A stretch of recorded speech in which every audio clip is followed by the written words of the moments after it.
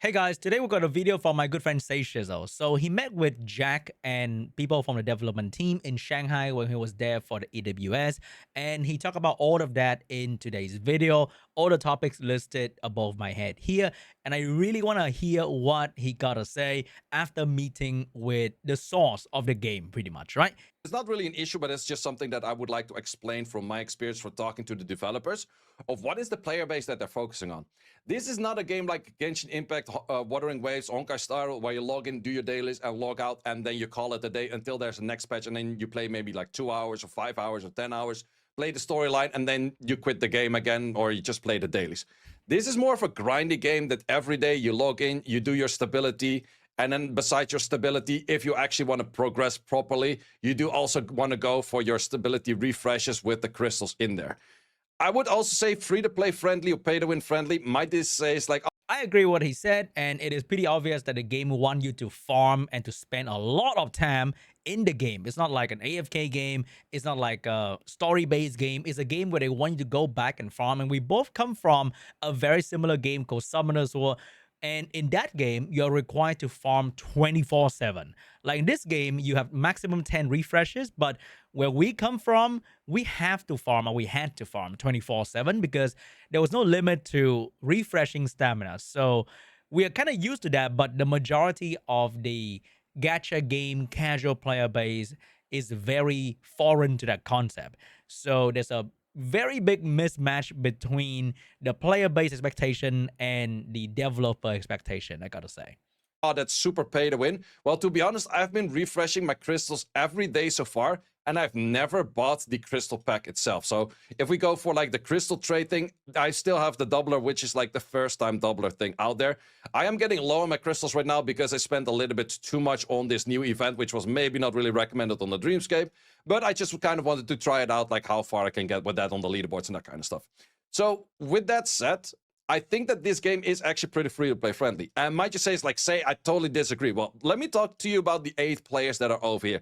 Sure, some of them spent a fair bit, but there's also a few players that just spent like around 500 bucks on this game. And might you say it's like 500 bucks in the first 6-7 weeks of a gacha game is absolutely insane. What are you talking about free-to-play? Well, what I'm talking about is these guys made it to the top 8 of the world, spending only 500 bucks. Let me tell you that much, for Summoners War, most people are way heavier spenders or way heavier tryhards to actually get towards tournaments in that kind of sense, because in the end, yes, you can spend a fair bit, and with spending, you do get an advantage. Otherwise, people wouldn't spend in the first place. Like, in the end, they're a company, they gotta make some money somehow anyways. So, with that said, I do think that this game is a lot more free-to-play friendly than Summoners War, because the amount of crystals you just get from clearing all high-end content is actually a lot.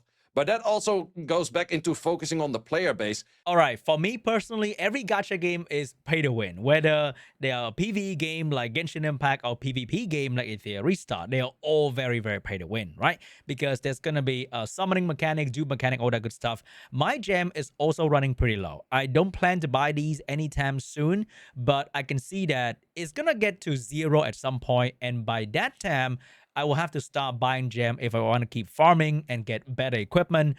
Pretty much buying more slot for my slot machine, which is going to be the dungeon farming, right? So I'm not sure when that's going to be yet. We are now about 50 days into the game, and I still have some gem. I did buy packs, but most of the packs in the game doesn't really give you any extra gem, which is kind of weird. They should really give you more gem in these packs, but they don't. So I'm gonna have to buy gem at some point, and that's gonna suck. However, I gotta disagree with my boy Say here, because this is Summoners War, the game where I come from. And in this game, you can go to the shop and buy everything that you need to build a very strong team. You can buy everything in the cash shop. In Etheria Restart, unfortunately, you can't really do that, right? So I would say this game is way more pay to win, but at the same time, funny enough, this game is way more free to play friendly, because the amount of gem and stamina I can get through playing the game, I feel I can never really finish farming my stamina away or my gem away if I don't farm like a maniac 24/7. And every farming team required for this game is very, very free to play friendly. Like, all the team that is required to beat the hardest farming content in the game are very free to play friendly. Like, all these characters can be obtained without summoning at all. It's that crazy. So in a way, Summoner's War is more free-to-play friendly, but more pay-to-win. And Etheria Restart is not as free-to-play friendly, but also less pay-to-win. It's kind of a weird dynamic we got going on right there, but in my opinion, that's the case. This game is very rewarding if you play a lot. This game is very True. rewarding if you do everyday triple S over here. If you try to get the highest rewards in here, if you go towards your guild and you're actually in like a proper good guild and you get all of the rewards over there. There's so many good rewards in all of those shops, but you do actually have to buy all of those things. And as you can see over here, there's 4 days left. I pretty much finished the shop already. Why? Because I'm in a good guild. Like those kind of things are all pretty much straight up free to play. Arena, well, does have to cost you a bit of crystals, but in the end, look at how much I have. If you're in Mythic, you just get a lot of those. You do these two on 2K, and those kind of things are really what pushes you towards like a next level. But that is very time invested. And therefore, I would also say the player base that they do focus on, from my understanding of talking to the developers and playing this game for I don't know how many hours, is focused on people that do want to invest time rather than want to invest money. Whereas a game like Wuthering Waves Genshin Impact is maybe a lot more focused on money rather than on time. So that is just a general bit of understanding. It's not really an issue I would say both. Both time and money. with like the game or anything like that, but I just kind of wanted to give that understanding of like, sure, this is a time focused game rather than a money focused game. If you want to be good at this game, it will cost you a lot more time, or you would have to watch more content or play more effective or anything like that. But I would also say on time, one thing that I would like to mention for time as well, I was in Shanghai during the 2x weekend. Because of that, I felt like, ooh, I probably cannot really do that much of the stability. I actually managed to do 12,000 stability when I was in Shanghai. How did I do that? I was not sitting in my hotel like the 24/7. Absolutely not. I actually did the auto runs. The moment I did do the auto runs, I just started the new battle every time about like, I just timed it. Was doing Doki Dokis and it took me about like 15 minutes-ish. And I just kept track of my phone. Like every 50 minutes, I just click on my phone. I go to the game, start my next run of 10, and then I click off my phone again. That is absolutely goated that you can actually turn off your phone while still playing this stuff. Because for Summoners War, I would have been out of battery within like 5-6 hours of that kind of stuff. And then I would have to do charge with like a battery pack or anything like that. But the battery would definitely be more of an issue. In this case, I could still hang around with my friends. We could order taxis. I could use my phone for other things, blah, blah, blah. I could interact with other people. There was definitely a lot of options out there for me to still play while still interacting with the rest of the world. And that is actually really nice, but you have to get to the point where you can actually farm those things on like a proper setup as well. So it's very important that you already have that pre-setup. And therefore the pre-setup thing does take you a lot of time. About gear swapping, which is very important for those kind of things, I'll talk a little about later. And I was actually very enthusiastic the moment. All right, so at this point, I think there's another sort of mismatch between expectation between the player and the dev team once again. So the dev team create a game for, let's say, how do I describe it? Old school gacha gamer, where we spend a lot of time playing the game manually. Back then, you have to farm manually in all these kind of gacha game all day, every day. Or you can also compare it to, let's say, an MMO game where you have to play a whole lot manually, doing stuff in the game all the time.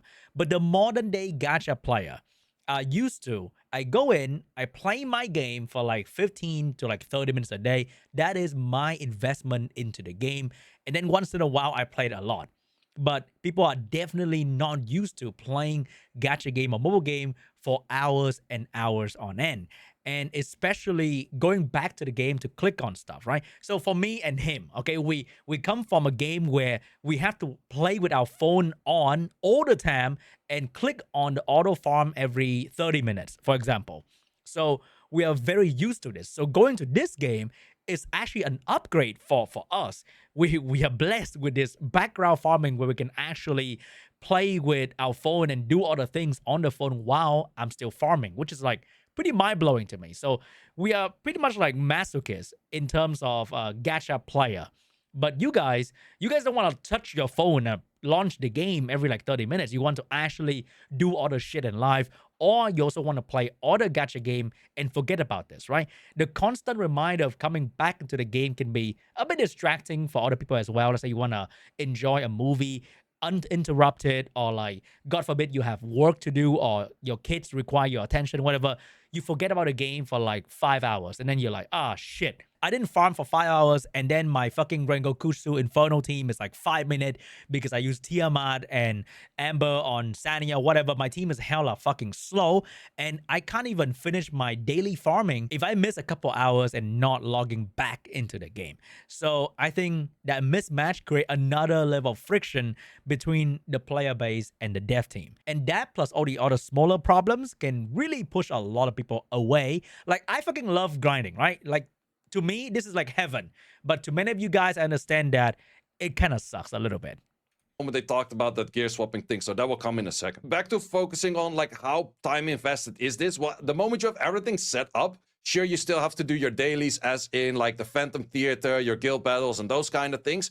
But just the farming actually can be done a lot on the background. And I'm totally fine with that. Some people might say it's like, oh, can you not give like instant tickets of instant clearing things? Well, then we're talking very much, once again, by Wuthering Waves, Genshin Impact, Honkai Star Rail kind of people that just want to have the dailies done and everything done in 2 minutes. Sorry, that's not your cup of tea in this game. It's just not gonna happen. I can tell you that much. That will probably never happen. And if you're really looking forward to a game like that, I would recommend you to play something else. That's just the honest truth. I'm not saying it's like, oh, you should still be trying. No, like simple said, if you don't have the time for this game will be very heavy on the time investment to a certain extent, especially if you want to play effective, especially if you want to be at the top. If you want to play more casual, definitely not a wrong game for you whatsoever with any kind of time investment. But if you want to be at the top, if there is a leaderboard, you do have to put more time in. Otherwise, someone else that puts more time in will actually be above you. And that is the main thing with a Wuthering Waves, Honkai Star Rail, or Genshin Impact, or any kind of similar game. These games do not have leaderboards, so you don't feel the competition of someone putting more hours in, whereas in here, there's leaderboards all over the place, and therefore you feel like, hey, someone else is doing better than me. How is that? Well, if someone puts more time in it, they probably do better. Someone puts more money in it, they maybe have an easier route of the time investment as well. But in the end, it's a bit of a combination on that. But I would definitely say it's more time-focused than money-focused in this game for sure. Then the next topic is the economy. And I gotta say, I agree with that, right? Like, the game is not made for everybody, even though they might have advertised it that they are a new age modern gacha game and you should come in and play and ditch your whatever game, right? And he might sound very condescending saying that, like, hey, you don't want to play this game or the game's not made for you, then just go play something else. And it is true in a way, and I also feel kind of sad that the community will be boiled down to a very niche game, and I feel like the game could be so much better. The game could attract a much bigger audience, for example, and I would love for more casual player to enjoy the game as well, but it's just that they didn't make the game so that you can enjoy the game as a casual player. And I think from the very start, I've always been saying that the game is or feel very anti-casual. If you play casual, you're gonna feel like you lag behind so much, or you're just not doing enough in the game, and there's not enough content for you to do as a casual player. You are progressing very, very little day by day, and you really have to like go in and understand the mechanic and play the game a whole fucking lot to progress, and it's just not very casual friendly. Do I wish for the game to be more casual friendly and have a bigger audience? I do, but that is just my wish, and the dev team has a different vision for the game, of course. So with the economy, we did already have a change recently towards the shells. I don't think I have any of them right now because I already sold all of them. But any of the shell dungeons do now only drop like the golden shells or the mythic shells, as in this dude over here, Dream or whatever its name is. But that thing will give extra training data, which is definitely a nice thing for the economy. Is it instantly going to be fixing the economy? No. One thing that I definitely do notice myself is that for shells, that these, like the reconfiguration chip, I have 6.5 mil. And that is just already saying like, okay, I'm already made most of the shells max level that I need. And most of the training data that I need is just reconfiguring any of the shells and those kind of things, which is actually a topic that I just added, RNG upgrades, but I'll talk a little bit about that later. But yeah, we do already see that training data is getting a little bit better by them just giving more value of training data in the first place, which is a good thing. Does it immediately solve the economy? No. But I actually did also talk to the developers, and mainly to Jack specific, and we were talking about the economy, and the main thing that he said is like, they have people working there doing the math and saying like, okay, what is the game looking like in a year? What is the game looking like in half a year? how much training data would you have by then? How much of this or how much of that would you have by then? And I do already kind of notice it myself. I was sitting on like 24-ish million Etheria coin. There's still a lot of stuff that I have to sell with the current stuff that I have. And the moment you get more and more gear, the moment you already upgraded a fair bit of pieces, and as you can see, I already upgraded a very fair bit of pieces. Like if we compare this to other games, like how far did you upgrade everything in the first 6-7 weeks? Well, probably not this many plus 15s. It's something that kind of solves itself over time. Is it very annoying right now? Yes. Is it something that I still gave feedback onto? Yes. And the main feedback that I gave onto is that I want to be having a cheaper +3, +6, and +9 just to share or like just to check of like, okay, is the stats actually going into anything I like? If not, sell. And then on the later end, like the +12 to +15 or even the 9 to the 12 and the 15, that's where you make it as expensive as it should be right now. So let's keep the same price in the end for like a 1 to 15, but keep it more top heavy rather than bottom heavy. That's the main recommendation I gave for the economy. And the thing what Jack actually said, he agreed, which is a positive thing. If they're actually going to do that anytime soon, I don't know. Like that's also the thing. Like, I don't know if they're actually going to do this because in the end, the funny thing is, it's not Jack having the last word of saying like, okay, this is what's going to happen. At some point, he hears things from the community, either through me or Vulcan or any videos or just on the Discords or Reddits or whatnot. He hears something and then he goes to like his team and he says like, okay, I hear this and this. And then he has to win the argument with them to say it is or it is not an improvement that they do actually want to be focusing on. But it is somewhat noticeable in my opinion, the further you get into the game, the less of Etheria coin you need, because at some point you already have, say you go into this, like my fastest piece is a 10, but I already have like a few other 10s in like the same kind of scenario. Do I still focus on trying to get more 10s at that point? No, the moment like, well, this one can actually use a bit of depth for sure. Whereas one that has more depth, this one is like a bunch of 10s. Over here, we have a bunch of 9s. So yeah, this is kind of an example. It's like, do I really need another 9 for this? No, I would need another upgrade that's higher. But I'm not going to try to roll anything to get another 9 in this, for example. For the longer prolong of time that you're playing, the more you get of those. And sure, you want to be trying to roll the highest thing. But you already know, like, for example, if you have something like this is never going to get higher than a 9. So you're just simply not going to roll it if you just want to get it for the speed. And therefore, you decide more and more where you're just not going to use your Etheria coin. And therefore, your Etheria coin is stacking up. And therefore, the economy is kind of like solving itself over a long duration of time. However, I would still say I want to be testing out like the first few rolls and then just make the top heavy more expensive, just for like the earlier game to not struggle that much with the Etheria coin that you have. Because I got to this point like 6-7 weeks into the game. Someone that's less tried might get there in like 3 months and be already annoyed and quit the game by that point. So I think the economy will over time fix this by giving like slightly bit better events. People are saying it's like, oh, this event should fix the economy. One event is never going to fix the economy. Like the economy will only be made slightly easier and you get slightly more rewards, but it's not like instantly fixed over one event. So for me, does it really need that much fixing? Well, I think if you just fix this, it is already quite a bit better, and then it still kind of fixes itself over time. Only issue is, did people quit by then? Only the future will tell. Next topic is difficulty of PvP. So the economy, huh? I agree with the solution that he proposed, and I think I talked about it earlier as well. So just make the speed checking or stat checking a little bit cheaper, and I think that would solve so many problems for so many people, and make the recycle value maybe a little bit higher, so that when you have a shit piece that you used back then, you sell it, then you will have enough coin to maybe upgrade another piece to like +12, for example. That'll be so much better. But I think the problem with the casual player base is that if they're gonna need like 3 to 6 months to fix the economy by playing a whole lot, by really focusing on playing, right? Like Say Shizzle is a very knowledgeable player for this kind of game. He know which piece is a very good piece. He can smell the potential of all the gear pieces, all the substat very easily.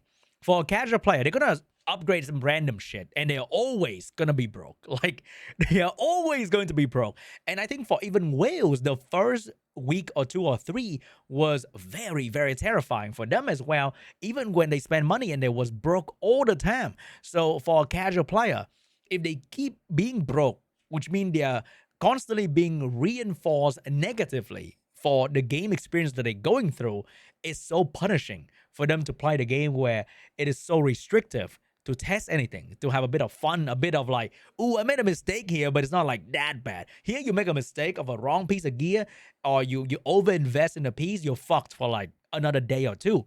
So every day they're being negatively reinforced by being broke, pretty much, right? They're so broke all the time. They feel bad all the time. By the time they get to 3 months, I'm not too sure if they get the 3 months, because back then you don't have gacha game to choose and play, but now there's so many. The moment they feel bad for like 5 days in a row, they're gonna be here and be like, I'm gonna wait to episode 500 so One Piece gonna be good. Like, they're gonna dip to go watch Danadan, or like they're gonna watch like the newest anime, Solo Leveling, right? They're gonna be here and watch the fucking first season. And if their fix to the economy is, if you get here, you're gonna be fine. But the problem is they're not gonna get here. Every new player who joined this game will feel like shit for a long, long time. So I'm not too sure about the economy will fix itself kind of thing. I hope there'll be fixes in the future to change the flow of the early game a little bit, so that the game is more welcoming to like the casual audience. But once again, they don't really want the casual audience. So what am I talking about, right? They want the most try-hard, hardcore, absolute gamer to play the game. Like say, and maybe me, I'm a gamer, whatever.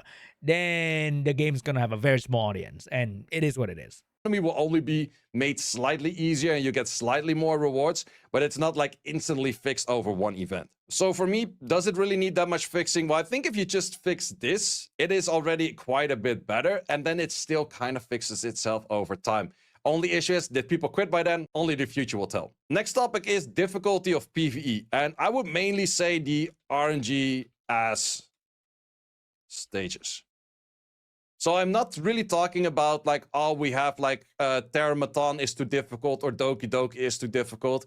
I would say if you play long enough, if you go for the right builds, if you use the right units, and no, definitely you don't need a Lily, you don't need a Claws, there's the other options out there. For most of the stages, hear me out on that one, there's a few stages that only have one option out there. But I would say that Terramaton, Doki Doki, and Aurora can all be cleared with pretty much just whatever units you use, if you just use the right team. There's a lot of great content creators out there, such as Barcode, seanb, me from time to time when I try to do those kind of things as well, with free-to-play teams that actually do showcase you, like, yo, you can actually clear that if you do the investment right. Same for the Nico Nana. Sharon is maybe a little bit more difficult without a Lily, but I have definitely seen teams that do it without these days. Is it a bit more difficult? Yes, it definitely is, but there are definitely options out there where I've seen people clear it with. However, there's one stage, and that's called the Rengoku, which is definitely an RNG Rockery Fox stage. So we did actually not really specifically talk about the Rengoku stage itself, but we did talk about the difficulties, and we did not really have like an honest conclusion about that. So we did talk a little bit about like it should be reduced, and that the PvE difficulty should be more in like the Anti-Sync Echo, Ethernet Rally, Amber Track, rather than the Shell Dungeon and Model Drop. To be honest, I don't really remember the exact answer on that, but we did not really have like a super clear answer on that. But he definitely did feel the struggle of a lot of players in Rengoku 2 specific, because this dungeon is just straight up ass and straight up RNG and straight up annoying.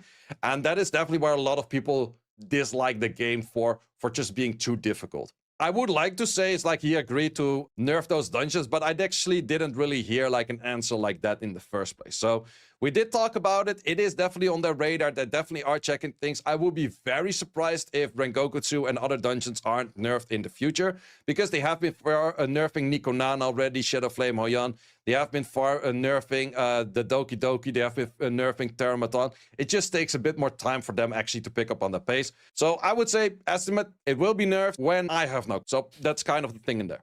So let's move on to the next topic. That is like the conclusion for like almost everything. We know shit is going down, and we might do something about it when we don't fucking know. Like, they know all your concern, all your feedback, but is whether they do something about it. Is there a plan, a roadmap, a date? None of that matters, because I don't know, man. It's always, I don't know. When? Who the fuck knows? Like Latai's investment. And or lettuce or whatever, cabbage, tofus, whatever people have been calling it. And the main answer for this one was actually, it is too easy to summon units, which actually makes a lot of sense. Like, for example, in Summoners War, when I started playing Summoners War, it took me 9 months to get my first net 5. That is the equivalent of playing 9 months to get your first SSR. Well, if that was the case, no one would have been playing this game because different times of sports and no one would like a game that grindy anymore these days. But just a comparison, I took 9 months not to get an LD SSR, no, to get my first SSR in Summoner's War. At that time, you do actually get a lot of, well, in that case, Devilmons in this games like the Tofus, for what you can do for investments. So that is definitely one of those things. It's just a simple fact, you can't build everything you pull. And that's just also the thing they say. And that's maybe, is it a bad thing? Is it a good thing? Well, they're just not gonna give you that many more of these. Usually, I'm not a fan of that kind of comparison. And I'm still not a fan of that kind of comparison, to be honest. Like, if you compare Theory Star to like the game from like, I don't know, 10 years ago, what's the point, right? Let's say if you compare the game to like Summoner's War 4 years ago, for Summoner's War would still body Etheria Restart in terms of like free-to-play friendliness in a way. And you would get like your first Nat 5 in Summoners War way easier as well. So I think getting SSR is never really a problem in today's standard of gaming because every game will shower you with the unit. It's whether you know what to build and how to build and when to build and which kind of team combination is good. That is where the game will really shine. But getting SSR is never really a problem, right? And you already get a fair bit of it. You can will to get more of those. That's definitely one of the better whaling things out there because I would say the Prowler's thing, especially also with like the extra speed in here and all of those kind of things, does give you a lot of extra stats. Absolutely. But yeah, that's just a simple fact. We get too many it's just a simple fact. We get too many units. And because of that, we need an insane amount of Lattices. They decided to do one thing and not the other. Is it a bad thing? I don't know, but that's pretty much just the answer. It is meant to be kind of rare. It's meant to be you making a choice of what you want to build. It's meant to be that you have to make active decisions of what you want to build, what you want to invest in, and what you want to play with, rather than just getting everything right. Once again, is that a good thing? Is that a bad thing? To be honest, I think it's kind of fair. Otherwise, everyone would be having everything by now already. And to be honest, I already used a fair bit. Sure, the money that I did spend was all in the Tofus in general sense. But you do get a lot of them for free as well if you do play most of the content. And sure, we do have a bunch of stuff that is a little bit too much RNG for it, which we'll talk about on the next one, which is the super RNG. I think the thing about skill up is that people don't really see the fact that a unit like Messiah doesn't need max skill up. Same as Lily, same as Klaus, maybe no skill up whatsoever. Same as Freya. You might not even need a single skill up on those kind of unit. And you might not need full skill up on a unit for it to be functional to like very, very good. Like Klaus can be very, very good without any skill up whatsoever. So if you look at it, the game that way, then it's a little bit easier to breathe. Is it very annoying that you cannot skill up your new SSR whatsoever? Yes, we agree that as well. But when people compare, let's say, oh, this game doesn't have a dupe crazy chase like the other gacha game, but because they have this fucking Lattice things. But the thing is that Lattice is a TAM gated thing. And dupes in other game is a RNG and money gated thing. Like in here, if you summon Messiah, sooner or later you will max skill Messiah at some point down the line whatsoever. You will save enough skill up for Messiah if you really like Messiah. In other game, if you don't get the dupe and if you don't spend money, you will just never get the dupe, right? Or maybe there's gonna be a way for you to farm the dupe, but very, very slowly. But here, if you really want to invest in one character and you ignore the rest and you only play with SR, for example, let's say you're a Messiah main or you're a Rosa main and you play with SR support character, then you can feel free to dump all your Lattice into the one SSR and you will max it with no RNG if you get the unit, kind of thing. So once again, it comes back to a lot of TAM, a lot of fucking TAM in the game. And do people like to spend TAM? I don't know. So are you willing to spend the time with the game? Are you willing to be loyal to the game? Another big question. Nobody fucking knows. And I think a lot of people don't want to be loyal to a game nowadays. They want to play a couple different games on their phone and enjoy all of them equally. And if this kind of game want a bit more attention without giving the player the feel-good moment, then they're gonna dip. Is it a bad or a good thing? I'm not here to decide that, okay? Like, I like a grindy game. I love playing and spending a lot of time in the game. So to me, it's like, it's all right. But I also know that for many, many players, it's gonna lead to burnout very, very quickly. I did say in the fair, otherwise everyone would be that I did spend was all in the tofus in general sense, but you do get a lot of them for free as well if you do play most of the content. And sure, we do have a bunch of stuff that is a little bit too much RNG for it, which we'll talk about on the next one, which is the super RNG heavy event, Dreamscape.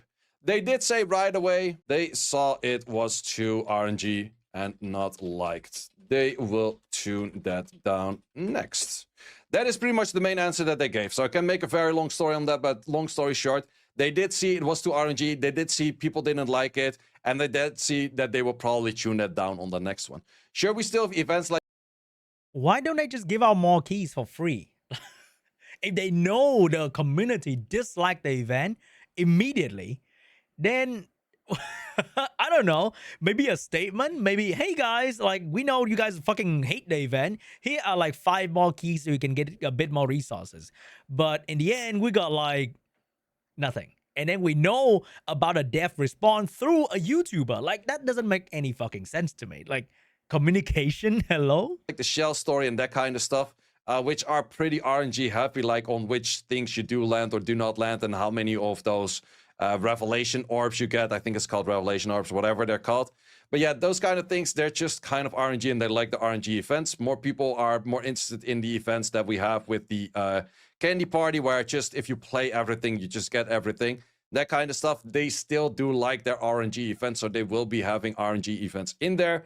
But they also do have events in there that are just catered towards more endgame players. So there will always be one event that is just simple, clear for everyone. And there will be one event such as the Cage Rumble, Infinity Train, Dreamscape, or anything related to that kind of sense, which will simply be a more difficult event, but therefore also gives a lot of rewards the moment you can actually clear that. However, they did definitely see that the RNG was way too heavy in it, and therefore it was not liked as much as they were hoping for it. And they will definitely tune down on RNG in events, is what they said. Then the next topic is, for me personally, I feel like the entire team of Etheria just fucking love gambling, okay? Because every event, except for Candy Party, is gambling event, pretty much. Like, there's always gonna be people that win more and be happy, and there's always gonna be a group that didn't win as much and feel like shit. the most interesting topic out there, because the economy and everything, I think it will fix itself. Like, sure, everyone's like pitchfork economy, because everyone else says economy. Oh, everyone says Lattice, let's pitchfork on Lattice as well. For me personally, I would like to play the game as a PvP game. And currently, I'm not playing that much PvP because I need my gear to farm. In this case, I'm farming Aurora. I need my gear then specific on like certain things. I cannot use bulwarks in PvE and that kind of stuff.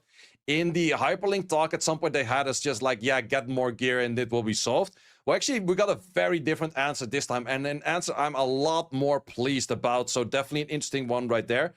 And the fun fact is, I asked the question, Jack interrupted me halfway and already gave the answer on something that I was about to ask. So that does actually show that they know what they're talking about. They know what's going on in the game, and they know what people are looking for. And that actually, that very first interaction already gave me quite a bit of hope. So what was the answer on the gear split? They are going to make a gear split between PvE and PvP. Man, I really wish if they really know, right? And they can give him a lot of hope, why can't they give the rest of the player base a lot of hope by talking to the rest of the player base? That'd be amazing, right? Like, don't talk to us alone. Talk to the rest of the player base. Give us a plan, something to look forward to, and not like something like this, right? So what does that look like? Simple fact, the moment you go into your arena realm, you can change the gear over here, but then you're only changing the gear for Ether Arena, Summit, and Fearless Arena, and GVG will be locked in with that as well. But they actually did a better up, and a way better up, and that is gear swapping for PvE, because right now I'm farming Aurora, I have a certain set in there, and it's catered towards in that way. But the moment I switch to Doki Doki, I would have to switch gear. The moment I switch to Shells, I would have to switch gear. And sure, you could say it's like, oh, but you have these over here, and you can switch those and confirm those, and you have like 100 right now, and you could scroll through back and forth, I don't know how many times, but that's still annoying. What they're actually going to do, and I was very impressed by this one, and I would really like to see the implementation of this, is that every dungeon will have its own gear log.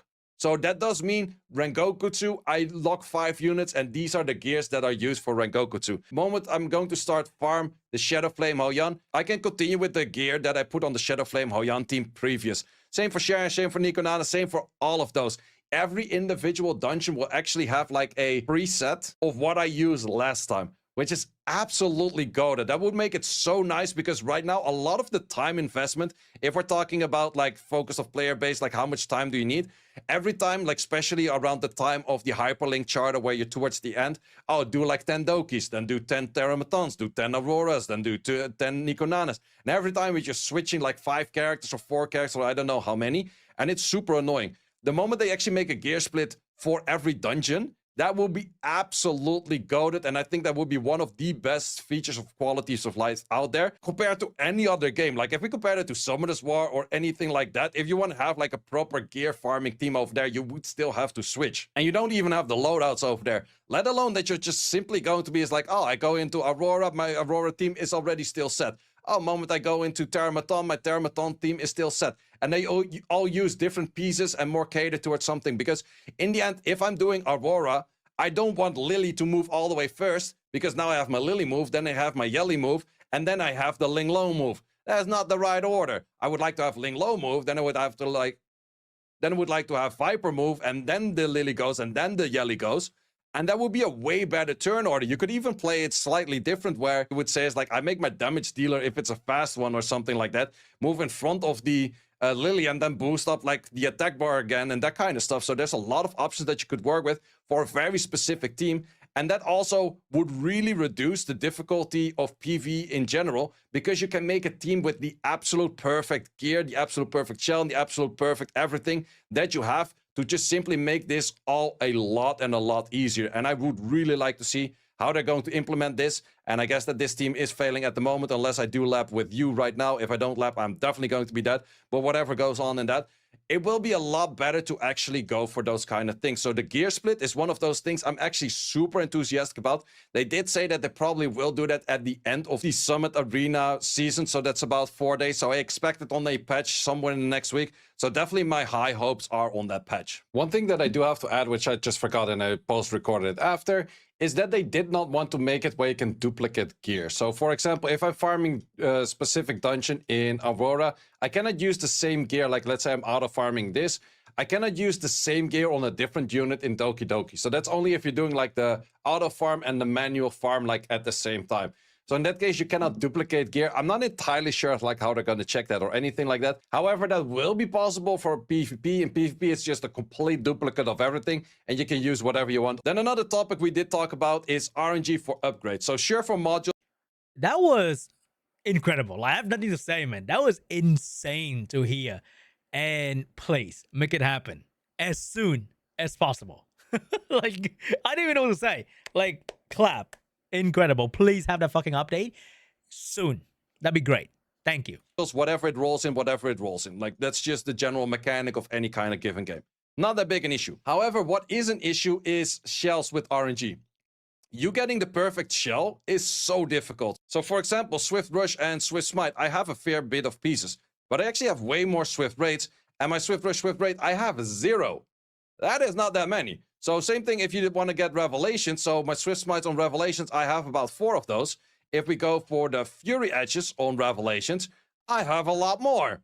I would like to have more Fury or more Swift Raids in those. So those are just kind of the issues that I'm walking into, which I did say is like, okay, would be nice if you get certain material from either like recycling them or just farming enough, where you could go to a certain shop, such as the exchange shop over here with modules, and then you buy a specific piece that you would like, with saying like, okay, I want at least Swift Rush on it, and then Swift Raid, and then the third one is random. And then if you lock in 2, it will be more expensive. If you only lock in the Swift Raid, for example, it will be less expensive.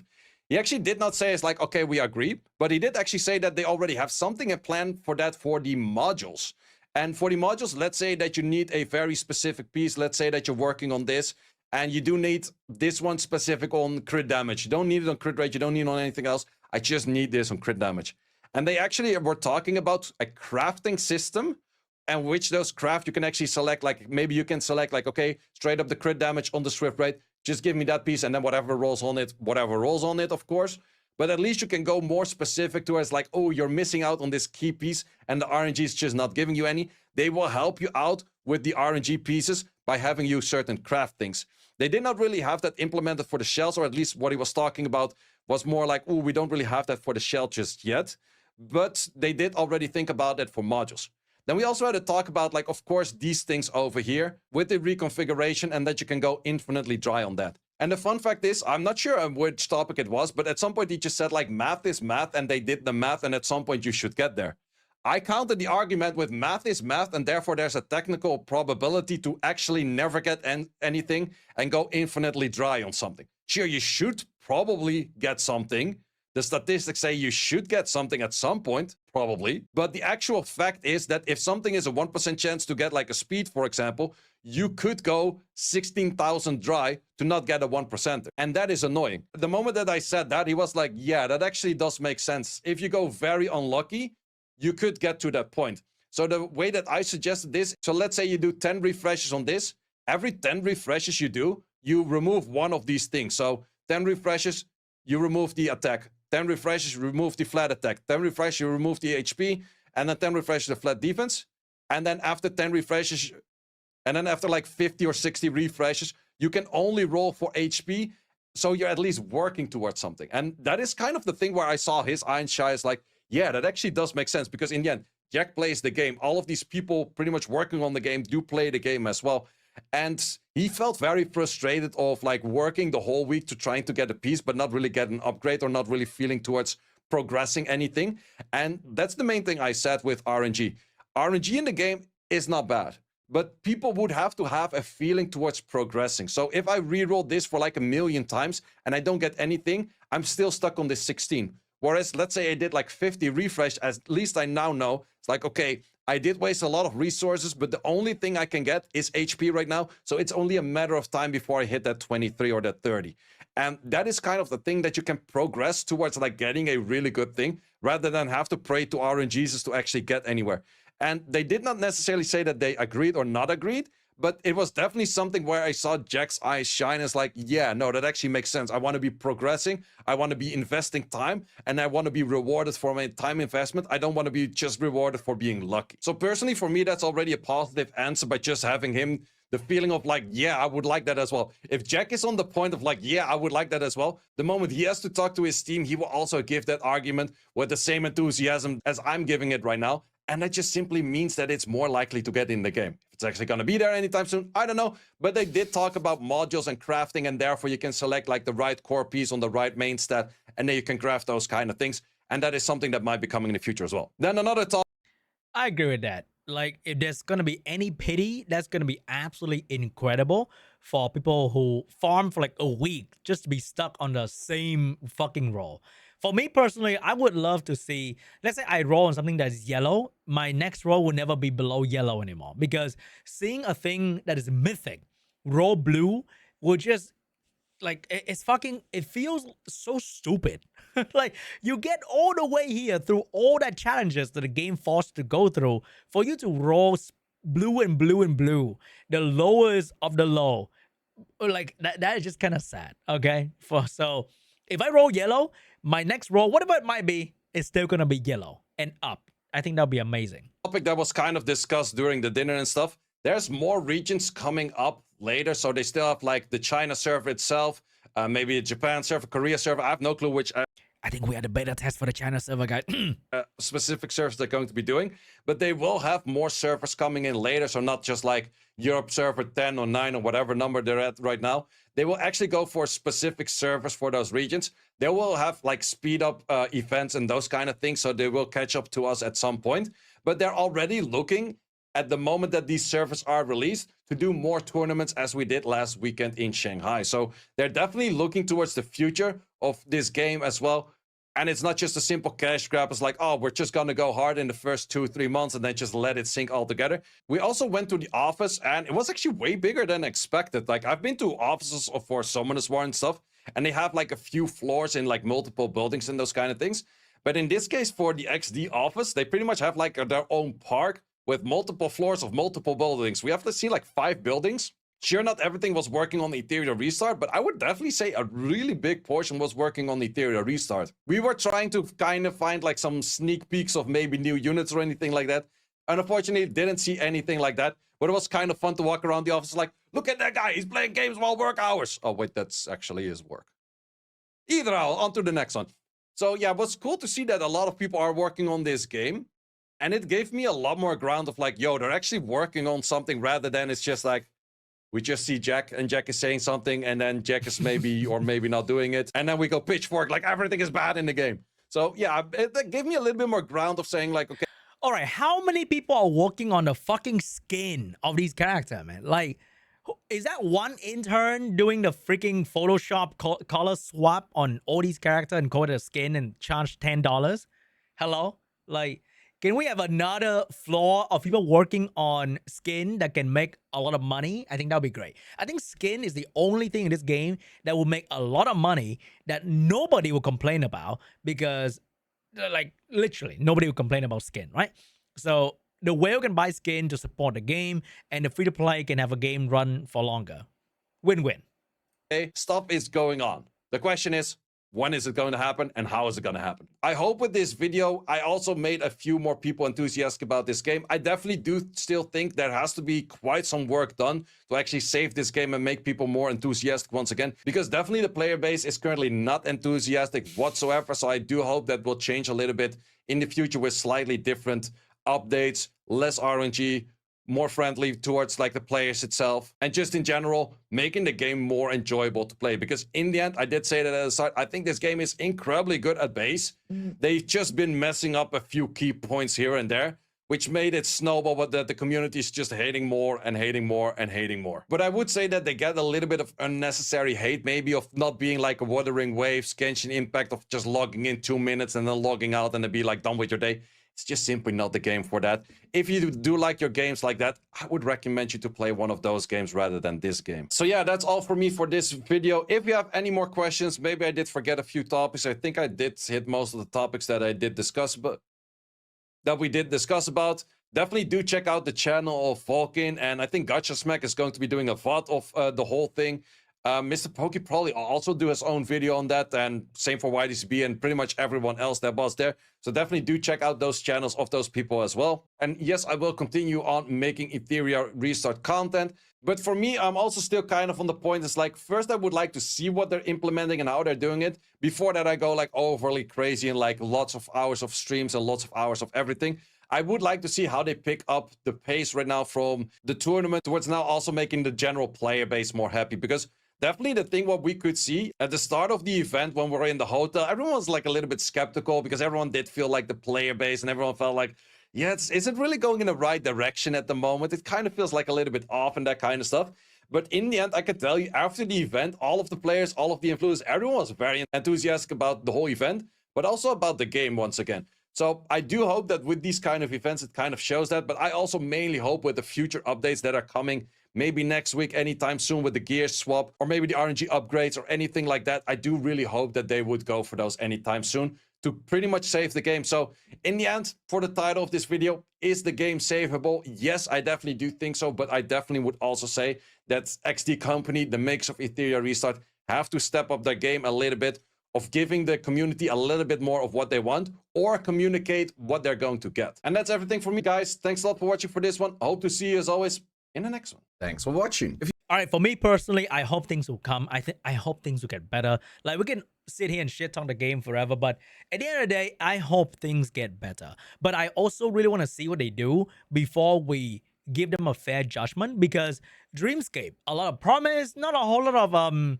actual result. So maybe with the new thing, like the gear loadout thing, I really look forward to that. I think for the casual player, you might not give a shit about gear loadout that much because you cannot really farm one thing properly, let alone like have gear loadout for like many other content in the game. Like for the end game try player like me and say, we are so excited for the gear loadout thing and I can't wait to see it in the game. But I hope they also think about the general player base, the casual player base, the player base that make up the community that will advertise your game to the wider audience, that kind of player base will need to get a bone somewhere in between too, right? Like the end game, the try hard, the fucking grindy motherfuckers like me and Say and every other try hard player out there, we enjoy the game for what it is. We like the bone in the game. We like the grindiness of the game. We love doing PvP. But I also understand that the rest of the player bases to like the game too. And it's really hard to find a very positive conversation about the game, because even the most positive guy I can find about the game will still have something that they hope the game will get better at. And I really do hope that the game get better at communicating, at catering to the player base in general, and become a better game in general. Anyway, guys, thank you so much for watching. And can the theory stop be safe? Maybe. And I hope they do something about it.